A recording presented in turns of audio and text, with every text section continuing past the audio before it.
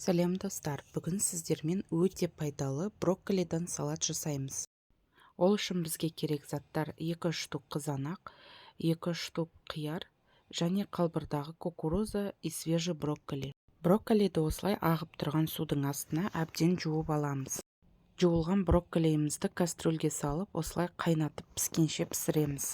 Піскен брокколиімізді осылай кастрюльге салып, 1 жарты сағатқа суытып аламыз. Қалбырдағы кукурузамызды ашып, ыдысқа саламыз.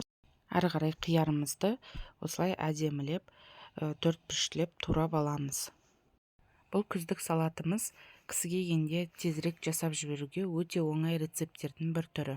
Әрі қарай қызанағымызды да осылай әдемілеп 4-5 штукқа бөліп, төртбұрыштап турап аламыз.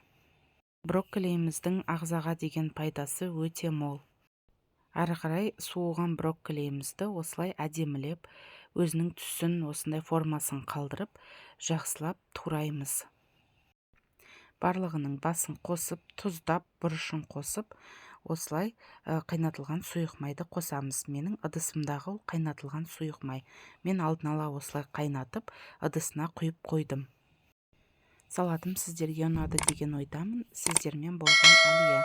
Тіркеліп кетіңіздер.